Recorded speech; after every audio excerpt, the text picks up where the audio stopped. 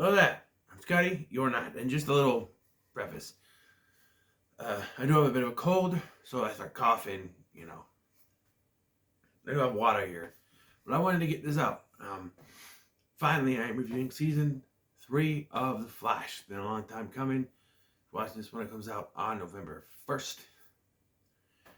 Good on you. I've taken down my October background, even though it's still October right now. I watched a lot of horror movies this year, so I figured I was going to spend the last week of October watching horror movies, and watched a lot of horror movies already this year. Okay, so season 3 of The Flash. Just a warning, I will not be talking much. Just a reminder, basically. I will not be talking about the crossover invasion, because that's going to be its own separate video. Just like I did with the other ones. Flash versus Arrow and Heroes Unite, whatever it was. So to take basically about I will talk a little bit about Duet, because I think I can talk about that in this and not have to worry about doing a separate video for that. I thought about it, but I've already watched it. I like the episode. Anyway, so where we left off at the end of season 2 was Barry decided to go back in time to save his mom from Reverse Flash, creating Flashpoint. And I remember there was a lot of complaining that, Flashpoint's only one episode. Whether I agree they should have spread it out through multiple episodes, I think if they did it now, the way Eric Wallace does his mini stories, his graphic novels, I think they would, if Eric Wallace was doing this, he would have done Flashpoint as a multi-episode arc, or a crossover type deal. Could have happened, but I don't know. I think maybe he would have done it like Armageddon, which we'll get to once I get to season 8. Once the season comes out on physical media. But, yeah. It's only one episode, and it's not as complicated as the actual Flashpoint. There's no,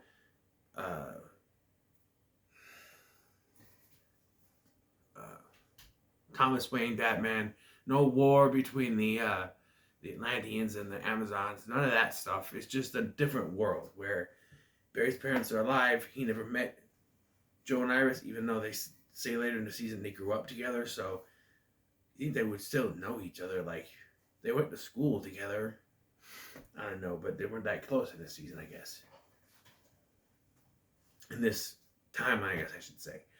But Barry starts to realize that stuff is happening, and he has Reverse Flash in this special cell that drains the powers, which I don't know how he's able to do that, but because he keeps using his speed, his memories are starting to fade, and once all his memories go, this timeline will be permanent. So he's forced, to allow the Reverse Flash to go back and kill his mother. I should also mention in this alternate timeline, there is an evil speedster called the Rival, and the Flash in this timeline is Wally in his yellow Flash suit as the Kid Flash. So, yeah. But he, Barry allows Reverse Flash to go back, kill his mother. Of course, he makes him say it. Say it. I want you to kill my mother. Say it. Say it. As much as I like Tom Cavanaugh's version of Reverse Flash, and it was obviously easier to get him because he was always one of the main stars of the show, the previous season, even though he's still showing up. I've always, in a way, and more fans have also wanted the other version, Matt Letscher's version. He was great in Legends of Tomorrow Season 2. By the way, there are some things in this I won't be able to talk about fully because I'm also doing Legends at some point, and I don't want to spoil anything that happens there. So later we have characters connected to Legends that I don't want to, spoil things about, but So he's brought back to what he assumed is his timeline, but things have changed. A couple of things that are fixed real quick. In this new timeline, Iris and Joe don't talk anymore due to him lying to her about her mother still being alive. Although that feels like that changes some things. I don't know, maybe. Also, Cisco's brother Dante is no longer alive. Died in a car accident. He blames Barry because he could have went back and saved him. I find this to be petty. He's like, you could have went back in time and saved him. And when he finds out that he went back to save his mom, he gets really pissy. Well, you saved your mom, but you don't save my brother. It's his mother or some guy he barely knows. I don't know. I just feel like Cisco being against Barry at the beginning of the season just didn't feel right to me. Harry and Jesse show back up, and it's revealed that there's a speed lab, which is new to this timeline because even Harry and Jesse don't know about it. Jesse has powers, Wally does not. Remember, I mentioned in season 2 they got hit by the particle accelerator wave when they tried to give various powers back. But Wally doesn't get powers from that. And I feel like they were setting up that he was going to, but when they were writing this season, they're like, oh, no, I have a better idea. Because he has it in Flashpoint, and then gets it from Savitar later, who is our villain, who we're going to talk about because I have mixed feelings with Savitar in a way that I don't know. I don't like the way that they executed the character. Just saying. We'll get to that. But, yes. So, yeah. But Harry can't stay forever, and they need a new Wells. So they search the multiverse. Get one from Earth 19 named H.R. Wells, who is probably my favorite Wells, to be honest. It's probably my favorite Wells. I love him. Because he's not this very smart Wells, high up. He's normal, basically. He's not a genius. He's not all smarty pants. He's a normal guy. He has different quirks. He's normal. And he's always searching for his worth, like what makes him important. He goes there. He said that he solved this little puzzle that Cisco sent, but he did it was actually his friend Randolph Morgan. And he also introduced this face-changing technology from Earth 19 that will come in handy, but that also leads to the introduction of Gypsy, played by Jessica Camacho, who is a breacher, bounty hunter from Earth 19, because interdimensional travel is forbidden. Except for her? I don't know. But she is there to take him back because he breached to another Earth, and that's illegal because of something that happened in the past because of multiversal war or something. It's been illegal, and apparently that stopped the war. I don't know. But she's introduced as a love interest for Cisco. And another character introduced is Julian Albert, played by Draco Malfoy himself, Tom Felton. And at first, during this season, you hate the guy. Because honestly, you're supposed to. That's why they cast Tom Felton, because you can hate the guy.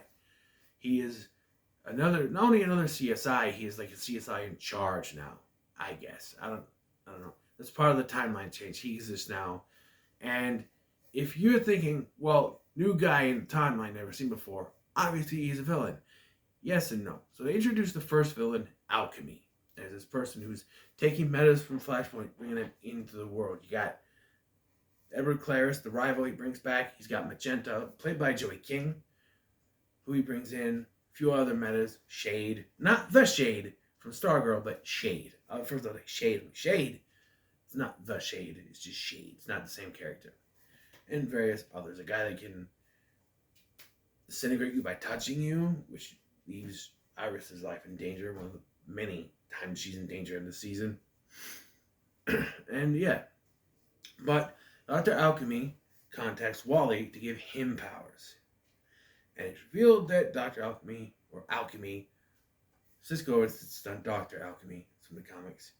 And unfortunately, I was kind of spoiled on who Alchemy was because my dumbass, it's like, I looked up Julian Albert. I'm like, is he in the comics? So I looked him up, and right away, the Julian Albert alias Dr. Alchemy. I'm like, shit. Well, that twist is spoiled for me. So what happened? I'm like, yep, they did go that way. Sometimes they change things, but no, he's Dr. Alchemy. But it is also revealed Dr. Alchemy was a cover for Savitar, using Julian. And by the way, Savitar's voice is John Kramer, Jigsaw himself, Tobin Bell. It's fantastic how they got him, they got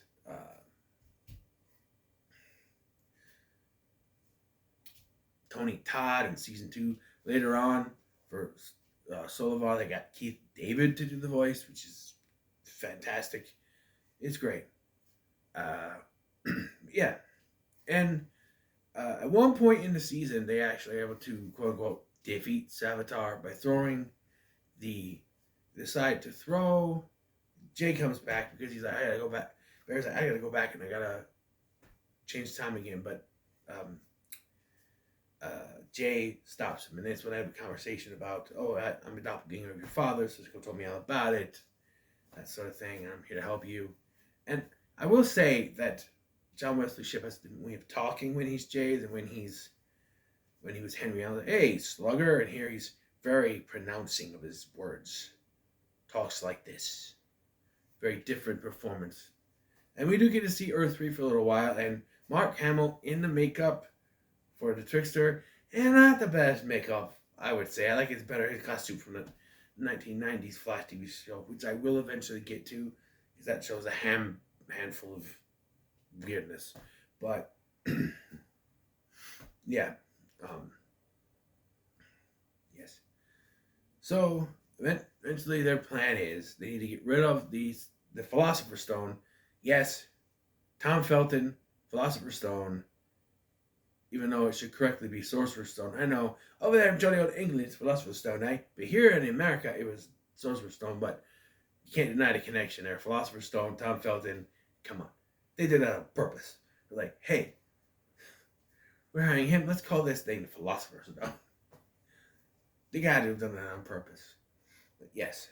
And so they throw it in, and they, quote-unquote, defeat Savitar. I think he's gone. Caitlin is also having issues. She has powers now, the Killer Frost powers, and she's trying to suppress them. But as you know, when you suppress something, keep pushing it back, eventually she uses it too much. And yeah. Cisco vibes her and him fighting in a forest, that it kind of weighs on him the entire season. And then we have also relationship stuff. So we have Caitlin and Draco Malfoy. Caitlin and Julian have their little romance. Cisco has a little thing going on with Gypsy. It's Barry and Iris, of course. And Joe and Cecile Horton, the assistant DA, whatever. She's been on it since like season 1, but now she gets more prominent as being a girlfriend. His girlfriend. We introduced to her daughter, Janie. The kind of thing for Wally. Wally does become the Kid Flash eventually in this season, and they're hesitant because honestly, if you make Kid Flash, and they do this thing where he goes to visit Jesse. So Jesse comes to live with Wally on Earth 1 until something happens, and then she goes to Earth 3. We'll get to that. But Wally, So the first half of the season is basically trying to deal with alchemy and Savitar and all that stuff. And then we have the Gorilla City double feature, the two-parter, where they go to Earth 2 because Harry has been kidnapped. And they go to Gorilla City, which is where they sent Grodd at the end of, or during his last appearance in season 2. There we meet Savitar, voiced by Keith David, who is a white gorilla. And Barry is forced to fight him, which puts Grodd in charge. And then Grodd wants to now use Cisco to invade Earth 1. They say no, and they have Caitlin use her cold powers, sorry, it's my pocket, to lower Barry's body temperature so that they think he's dead. And once he's out of the cage, she's able to use his powers again and get them out of there. But for quite inexplicably, Gypsy is now there, and she can do the vibe breaches like Cisco. And so they have her to bring them to Earth 1. And I feel like that's contrived. I feel like it's stupid, and they explain later that she was on Earth 2 tracking a renegade, a fugitive. There it is. And just so happened to run into Grodd. Yeah. Cool. Too much of a coincidence there. You wanted Cisco to get away, but you needed another way for the gorillas to go over. Oh, let's just have Gypsy just so happen to be on Earth 2 tracking a fugitive. Let's do that. Yeah, no, it doesn't work for me. But, yes. Once the Gorilla City thing is done, there's a part where Barry accidentally travels to the future. It's when they throw... I think it's when they go to throw the stone into the Speed Force. He goes too far on it in the future. And he sees Iris die. And this is the plot point that hinges the entire second half of this season. Alright? Is just with Iris is gonna die. Barry knows it. And eventually tells everyone. And then they don't want to tell Joe, but they have to. And this causes Joe to kind of stray away from Cecile towards the end. But then she accidentally declares her love for him. And he's like, yeah, I don't know. And he ends up breaking up with her. But then something happens. Caitlin is injured. And is forced to, they're like, hey, you have to heal yourself with the, I don't want to do that. And she has Julian perform the surgery while she's still conscious, by the way, get all the shrapnel out. No pain medication either, I guess. But, yeah. Then she ends up flatlining anyway. Possibly because Julian touched her side. I don't know. It's really weird because, they kiss and he goes to hold her on the side like a dumbass and touches her stitches. And then she flatlines shortly after this. So did he do that? I don't know. But she flatlines just as HR comes back, by the way. And so Julian rips this necklace that she's using to suppress her powers, and she comes full Killer Frost. By this point, though, Savitar is back because Wally fucked up. Okay? So what happens is, it's revealed that Caitlin kept a piece of the Philosopher's Stone so she could try to cure herself. We get introduced to her mother as well. There's only one episode where Julian does go to see her later, but we don't see her. Just Julian does. But kept a piece of Philosopher's Stone. Wally starts seeing visions of Savitar, and it's revealed that Savitar can show people things because that's how he gets out to begin with, is they open up the box with the Philosopher's Stone. The cult of Savitar really isn't used to its full potential. After they're no longer needed, they're kind of thrown to the side. There's one episode where they go back and they're doing like a thing, and then they're never mentioned again if Savitar's back out because he's got Killer Frost now, so he doesn't need the cult. I don't know. It's very weird. It's very weird. But, yes. So, Wally, in his haste, goes to throw the rest of the stone in the Speed Force and gets sucked in there, disintegrated, kind of like Barry did before.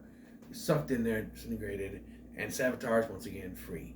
So Barry has to go into the Speed Force, and he has to rescue Wally. But to rescue Wally, one has to stay behind. He's ready to do it, but the Speed Force, disguised as Snart and Eddie and Ronnie and his mother, try to convince him otherwise. They want him to fight. Jay zooms in there. I didn't mean it to sound like that. But he goes in there. He was called by the others, and he's like, I'm going to stay. You go. Save Iris. So because he stayed behind, Jesse, who is living on Earth 1 with Wally, goes to Earth 3 to protect it because they need a speedster there. She's now Jessie Quick, by the way, and has a cool suit. And her and Wally are kind of underutilized. They're used quite a bit during the first part of the season, then she's kind of taken away. And Wally is used sparingly by saying, oh, he's going to visit Jessie on Earth 3. It's why he's not in the episode, because in those certain episodes, if they had two speedsters, they would have solved it very quickly. So they had to take him out of there. And I think that became a problem for the writing team going forward, because Wally is greatly underused going forward in this season. He's used a lot in this one, but going forward, they're like, we have two speedsters, sometimes three, sometimes four. We can't do that. It's going to be too easy. Having one speedster is sometimes OP. So what do? They put him on Legends, but then he's only there for a few episodes till the end of the season. He's gone. And they bring him back in guest spots for the Flash, but they don't use him properly, and especially what they set up here. They weren't so dead set on Grant Gustin coming back to be the Flash. They could have continued with Wally. We'll get to that. But anyway, so several times Barry goes to the future to see if the future changes. They try to do things. There's this headline. The headlines on the TV, certain things that they write down if they can change.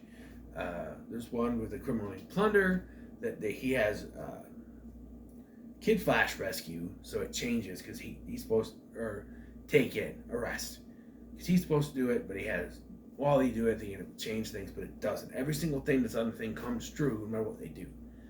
It gets very confusing because because no matter what they do, it happens. It's gonna happen. Especially when we know what's gonna happen. It's gonna happen.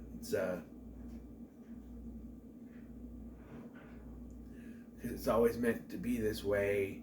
He's showing Iris one time that she doesn't have a wedding ring, so he proposes to her, and then she realizes that he only proposed to her because she didn't have the wedding ring. Because Wally brings it up and gets all pissed. Find out later she gives her dad the wedding ring, or the engagement ring, so it didn't really matter. Everything's supposed to be set that way. Okay, so 2 episodes to talk about now. Duet, which starts on the Supergirl, the episode aired before this, where Music Master shows up at the end. Really, the entire episode of that Supergirl is not worth watching. It's the end.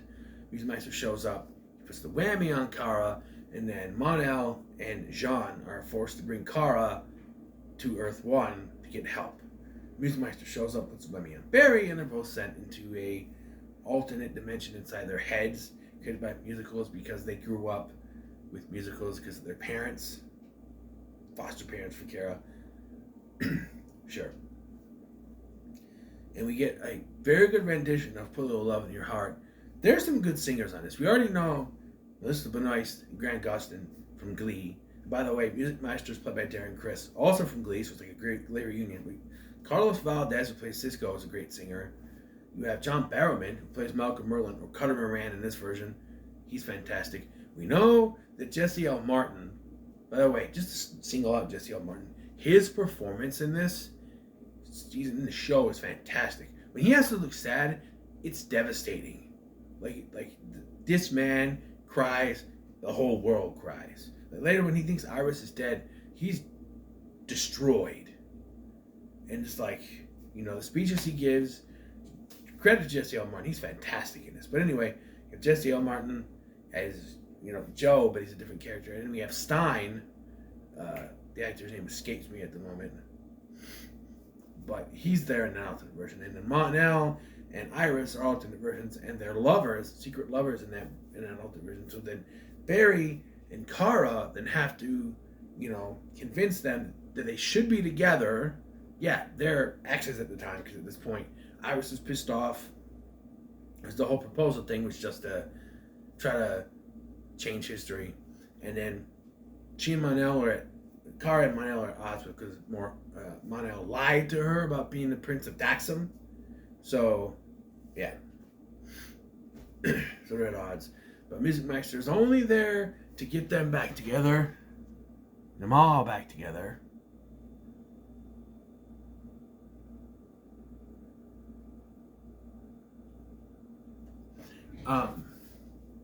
But yes, yeah,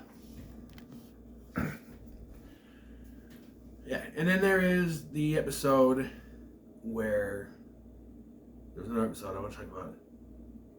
The Speed Force one I talked about. There's another episode I wanted to talk about. I forgot what it was. It's gone now. But let's get to the reveal of Savitar, because I think that's the biggest disappointment for me. Everything with him in the suit.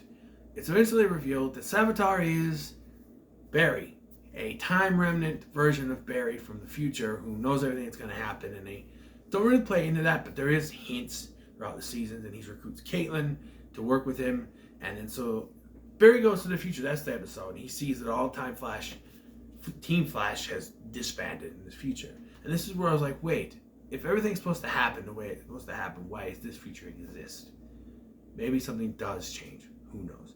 But anyway, yeah, our Barry gets the future Team Flash back together. Caitlin knows who Savitar is, and then we see him reveal himself to her. We don't see it until the next episode. It starts with Barry showing going, I know who you are, and then we get revealed it's another version of Barry, which has always disappointed me because you could have had it be like it was connected to the Speed Force. I know in the comics Savitar had no real identity, but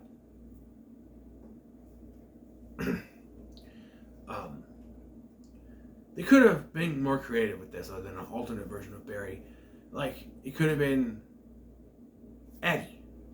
I know people say he should be called Cobalt Blue, which I also agree, but also they could have used Ronnie, but they went with Darkstorm, or I think whatever.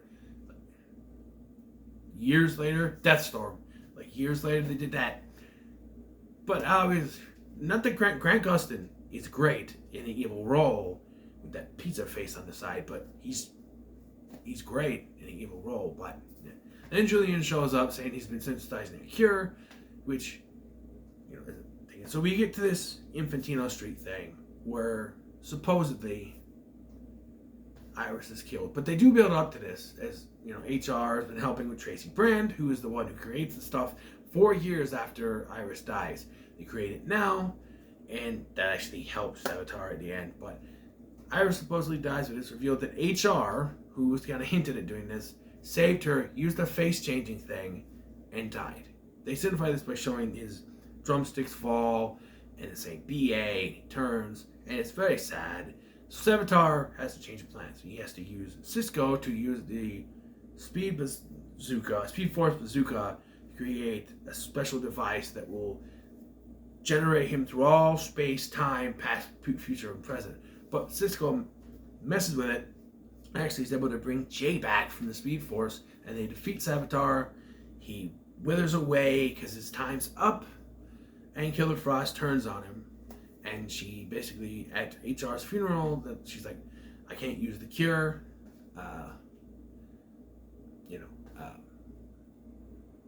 I don't know what I am anymore, but I have to find out. Julian's last appearance is basically talking to Caitlin, but we don't see him again. He's mentioned as he goes back to England. His character went on to Worth, I guess. It was only important for this season. I wish he would have stayed on. I like Tom Felton in the role. He's oddly good at playing a good guy. I don't know. But just when they think everything is done, lightning starts striking down from the city, and they realize it's the Speed Force. And because there's no one in the Speed Force prison, which because it's in the Speed Force still exists, which I thought was weird at first, but like, yeah, Speed Force time is not fluid there. It's, whatever. So Barry has to go back in and stay there. So in my opinion, they could have had where Barry goes in, and they could have just had Grant Gustin leave the show. I know that was never going to happen, but they could have had Wally become the Flash, which could have worked. But no, they decided to bring Grant Gustin back for season 4, which is fine. But yeah, overall, season 3, not so bad. I wish the villain was better. The whole reveal that it's another version of Barry is just kind of meh to me. Like, we've seen it so much in the Marvel movie. The villain is just another version of the hero, like Ironmonger or Loki or, various villains in the first 2 phases. But, but it's fine. The Killer Frost story I thought was pretty good. I wish Julian would stay longer. Tracy Brand, too. It looked like she was going to be part of it until HR dies, and she doesn't show up again. She's mentioned maybe once. But, yeah. And then Harry also stays behind, and he's in season 4 a little bit. But, yeah. Also, Jessie wasn't at the funeral. I know she's on Earth 3, technically, but she should have been at the funeral if Dad was there. I don't know. But, yeah, so there it is, my review for season 3. It's not bad. It's a middle-time thing. There's like 3 showrunners on this. Todd Helbing, Aaron Helbing, and Andrew Kreisberg also returned. So, But, yeah. So what are your thoughts on The Flash Season 3? In the comments below, make sure to like, share, and subscribe. Thank you for watching. I've been Scotty, and I'll see you in the next one.